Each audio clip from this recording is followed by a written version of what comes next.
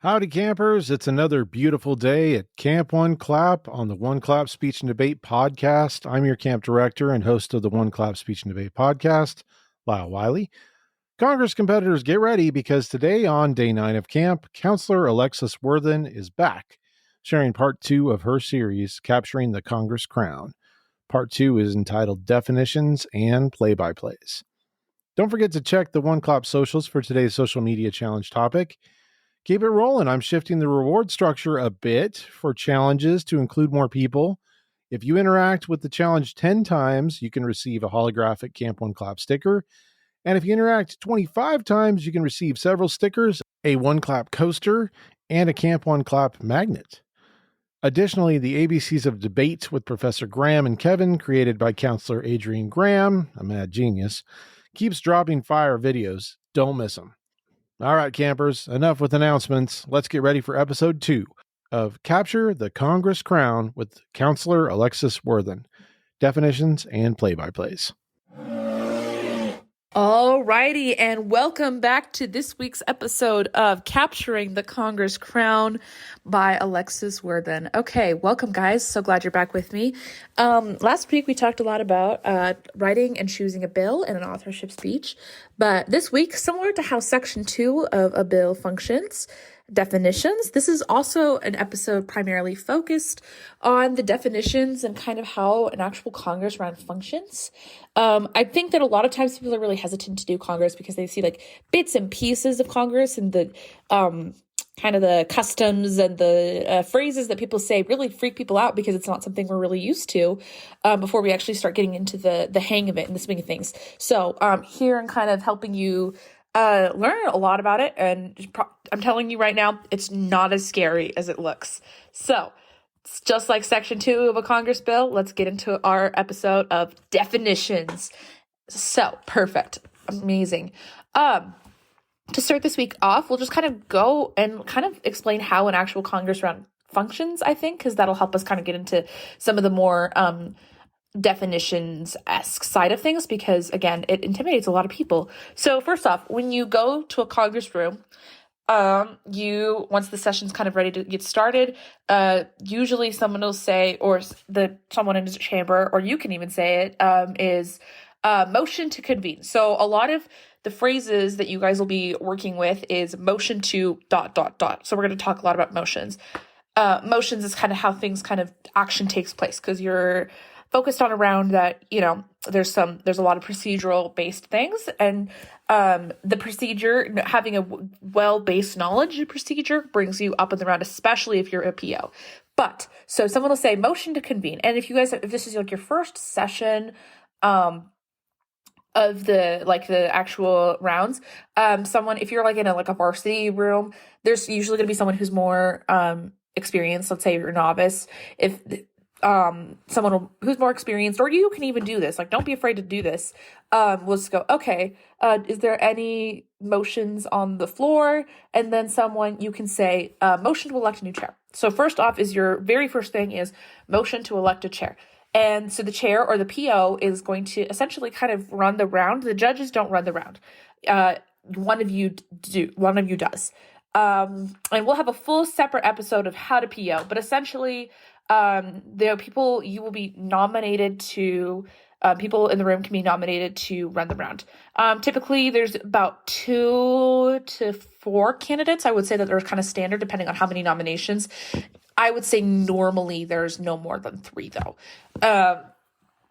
And a lot of the time, especially if you're in a room of people who are experienced, and you're maybe not, people have already kind of something that's kind of silly or not dirty, I would say. It's definitely not allowed, but something that I think other people, maybe especially if they're coming in fresh, aren't used to, is the fact that we in Congress already kind of are making deals, I guess, about who is going to PO that round. So people before the round even started, if you are in that chamber, they're going to be asking for your vote to PO. So someone will be nominated, and they get up and they ask for your vote. We'll talk about more about how if you want to be PO, like how chair elections kind of work or function.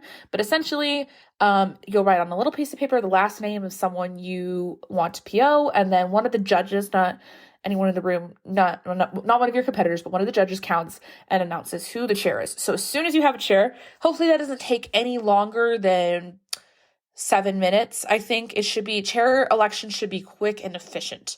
So know who you kind of want to have PO, and we'll talk about different who you want to PO strategies, I guess. More in, again, our PO episode. So once you've done that, then someone will say motion to set the agenda. Seconded, aye, nay, whatever. No one usually says nay to these kind of initial motions. If you are, why are you saying no? Get out of the room. You're making the chamber inefficient. Just kidding. But then you set the agenda. So everyone, you kind of get separated, but depending on how many groups, how large the chamber is, usually it's 2 to 4 groups of 5 or 6 of you guys in a room, and you kind of separate into committees. So just like a real congressional chamber, there's committees.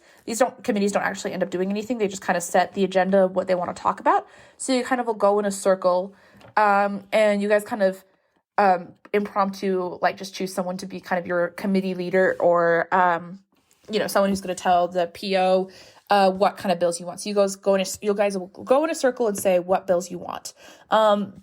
Your goal is to try to get your bill and your teammates' bill. That's something that's really important, because something that truly I believe in is teamwork in your team, your school team. So especially if there's someone else in your chamber, or even if not, you want to get that bill onto the docket, because you want to see how it plays out in an actual Congress round.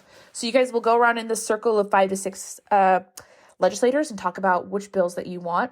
You say this bill, this bill, this bill, and then eventually you'll just kind of end up with a list of what bills you want to talk about. And you don't have to get all the bills on there. You don't have to be like that. Just get what bills you in particular want to debate in this list, in whatever order of the circle that you go around. And then your committee leader or you will tell the PO, and the PO will go around the room of the 2 to 4 committees and ask what bill next. And that kind of sets the agenda. Just a fair way to get people's stuff onto the docket. So, and then once that's been established, that's kind of the big, heavy procedural part of a Congress round. And then it kind of sets into a routine very quickly that'll happen. And you don't have to set until supers happen. If this is just like in prelims, once supers happen, in prelims, that's kind of it for setting the docket. You'll have to do chair elections every round, or at the end of every round, depending on how your chamber functions. But so you'll go in, and then once the agenda's been set, the PO will call, do I see any authorship or sponsorship speeches for this first bill? And then, so if you have an authorship speech for the bill, let's say your bill is addressing the teacher shortage, just using my bill from the past year. Then if that's the first on the docket, you would say, I rise in authorship. And so sometimes what happens is that the author isn't actually present in the room. So the PO will call, are there any authors for the bill? And then you say, I rise in authorship. But if there's not any authors, which is pretty rare, especially for those first couple of bills, the PO can go, are there any sponsors for this bill? And so then it kind of goes to whoever's like a teammate. So let's say that the first bill that made it up onto the docket is my teammate's bill about grass-fed cows. And so I stand up, I rise in sponsorship. And that would usually your teammates will talk to you first about which bills that you kind of divvy up and say who you're in charge of sponsoring per bills, depending on how many teammates you actually have doing Congress.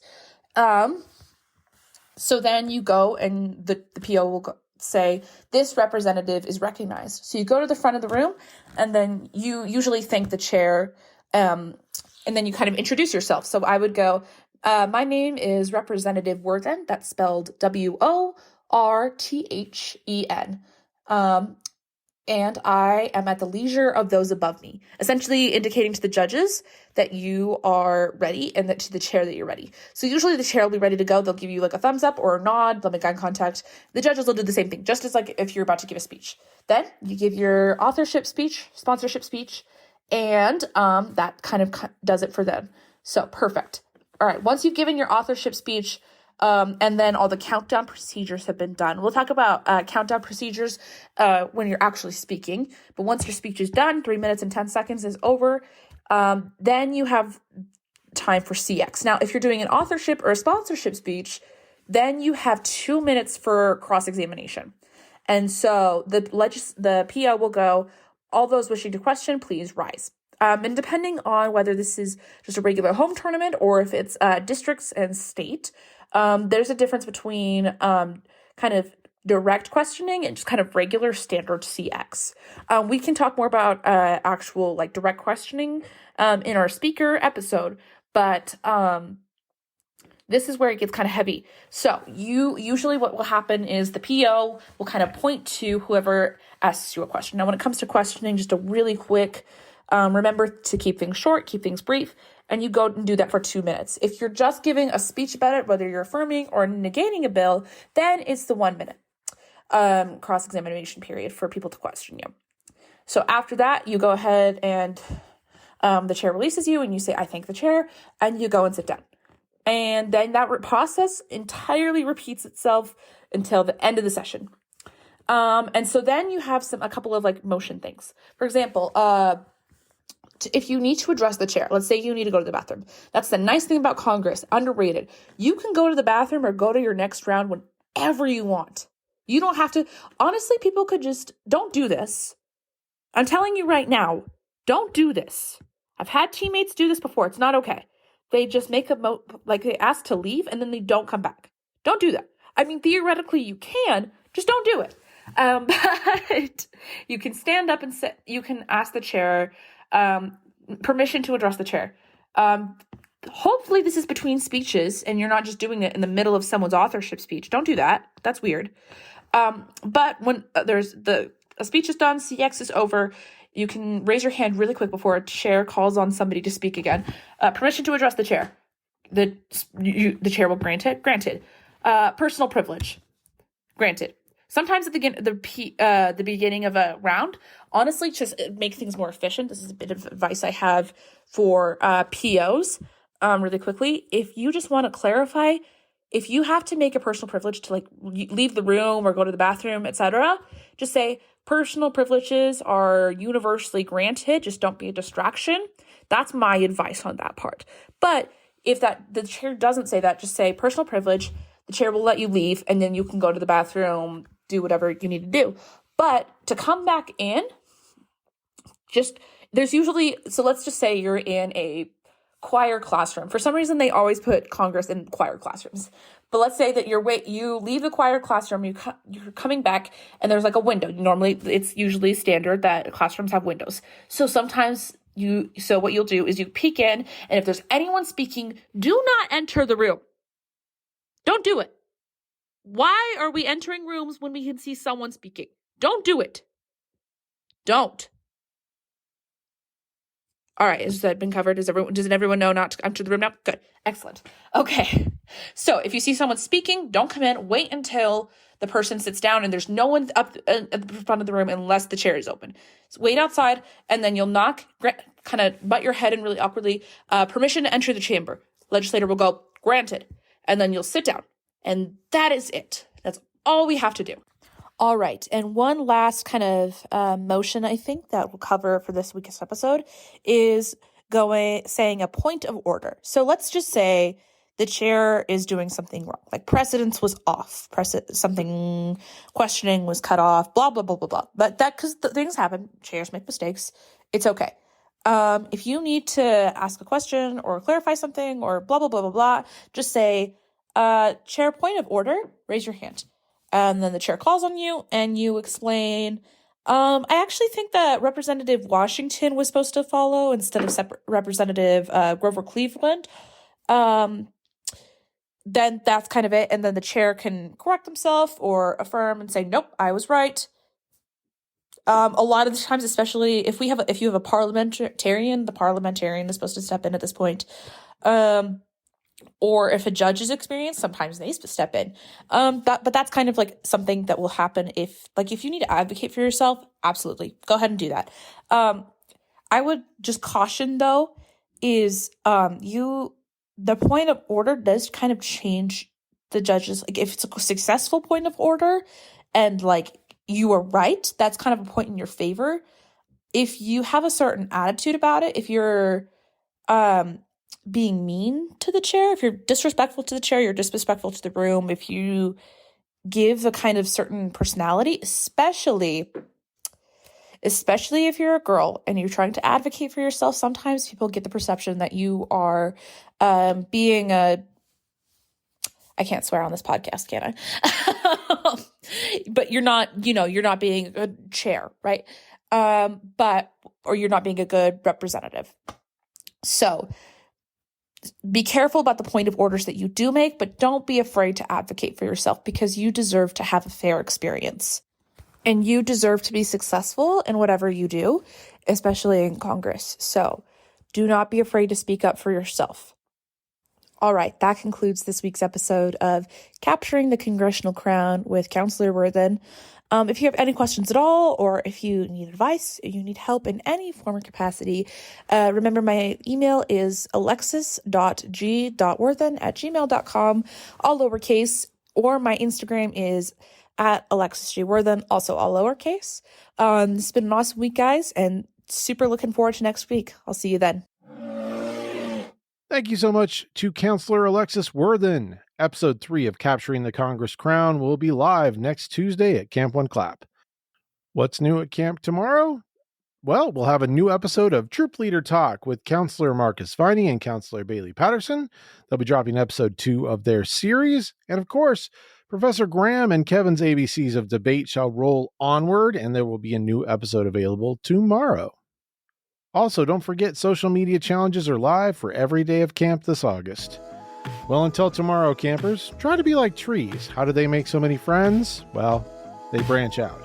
For Camp One Clap, this is Camp Director Wiley, signing off.